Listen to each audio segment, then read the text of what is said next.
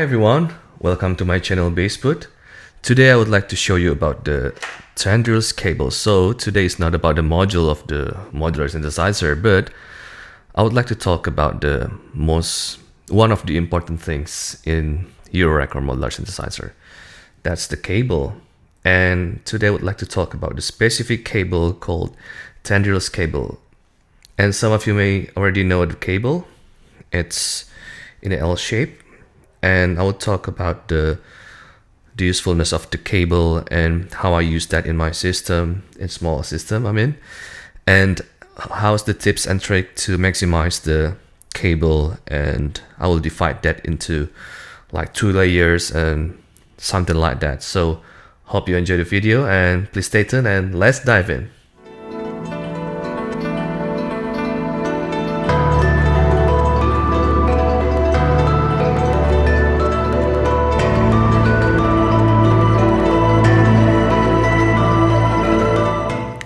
Alright, here's the cable. So this is I think it's about 15 or 10 centimeters here. And I've got plenty of them. You can see here already in my system here. So I've got the red, green, and lime. Basically I don't quite make a differences between the out, CV or something like that. I just want to make I divide that into the shorter one, the longer one, so I can easily arrange that into my system. So in this, as you can see here, so this is my techniques and how I use that in my Fractals Usta and Rosum Electro Assimilator, because this is the gate and the CV, and from the Usta, this is the gate and the CV, and this is the gate inputs and the CV inputs of the assimilator. So I need the shortest cable from this module to this module. So I think this is the shortest cable of the Tendrils. Yeah, this is 10 centimeters. So how I use this one to make it more, because if I just patch that like that, and it's not quite, it looks messy in this rack. So I use these techniques. So all you have to do is just twist or twirl, put this one and shift that a little bit into inside, and you carefully twist that and put that in this one. So I basically just do all the same things with all the cables in here. There's a black, green, and pink. So I'll repeat again one more time. So you have to just twist. This is the normal. Plug into that one, twist like this inside, and carefully put that into the inputs of the module. And as you can see here, there's the 2 layers of the cables. So the black one is just the inside, that's from the CV to CV, sorry, from gate to gate, and the others, this green one, just seems like a cover through the other areas here. So it's really useful for to not quite because it's not quite messy with the other modules. I mean other systems like I did in previous time, but with this techniques I can save all of the inputs here. I can play the knobs here. So yeah, so the benefits of the Tendrils cable, I think one of the benefits is just because it's really tight, and it's really good because you can play with the knobs, and with the CV's inputs you have all of the inputs here, and yeah, you can play the feathers and something like that, so it's not covering your knobs. Okay, so that's the techniques of the number 1. And number 2 is I would like to talk about the 2 layers. So I divide the patching in the modular into 2 layers. So one is the first base of layers. So like already you can see here, this is the first base of the patch, which is the basic patch of my system. So for example, from Pamela's new workout to Usta's clock, so it's permanently patched like this, and this is the clock input for Magneto. So I permanently patch like that, and the others is the same. So I don't have to, you know, unplug the patch because this is my permanent patching of the modular.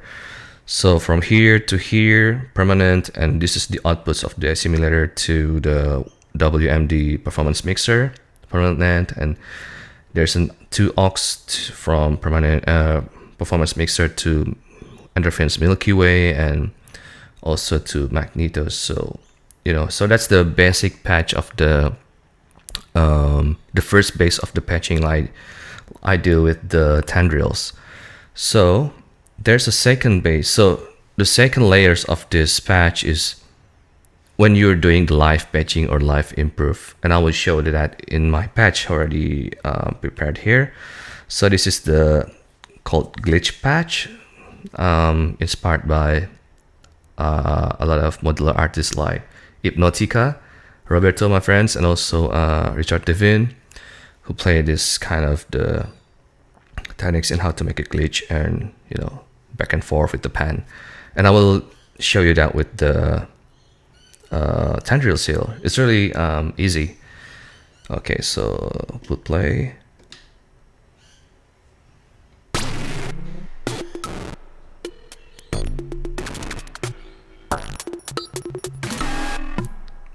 Okay, so basically this patch is a random patch from Babylon's Newport card to Fraptos Usta. The times being clocked and everything is just from here to here and here. And that's it. So you already hear it, and how to make it more interesting. Of course, add more reverb and delay, right? That's how I'm going to do that. Okay, add the delay and reverb from Strymon Magneto.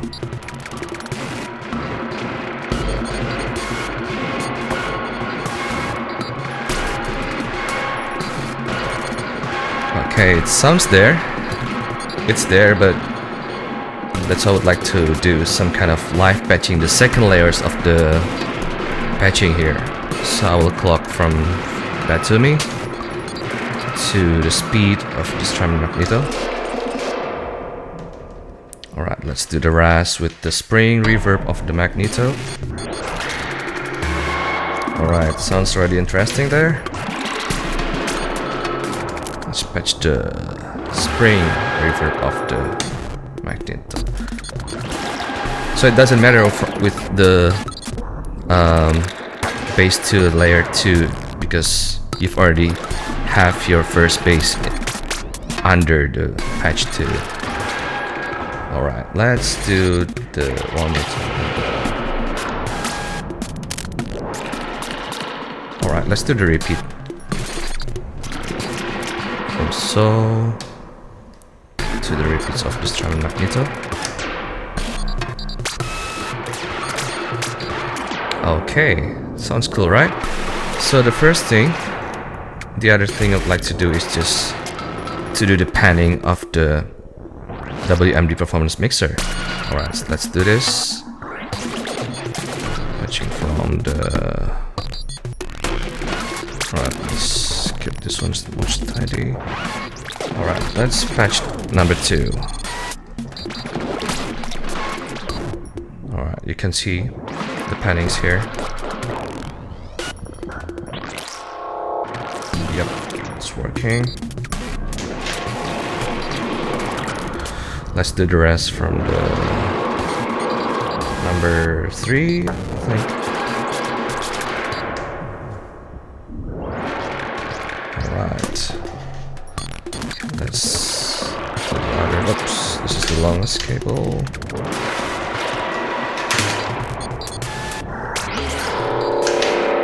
Alright. Let's patch number 4. Alright. Alright, you can see already here the stereos happening there, the panning and stuff. Let's do number 5. And the last one is number 6. Do we still have? Oh yeah, we do have.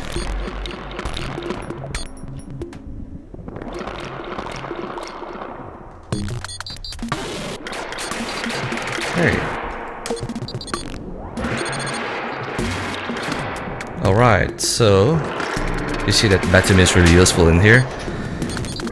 Okay, let's use other things to control the fractals. Oh, sorry, I mean assimilator from clock to out to bass stream number 2.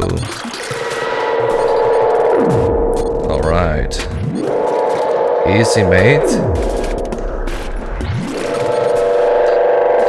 Clock number 3. Alright, to this one. You can see it already affects the assimilator here.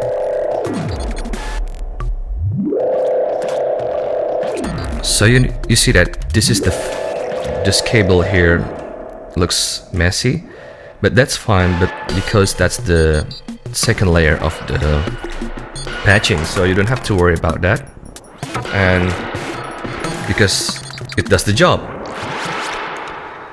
All right, so when because yeah, it's really simple. You don't have to worry about anything because the first base is already taken care by the first patching already here. Okay, let's undo this process. Let's do from the here process here. Can take this one and from the panning first.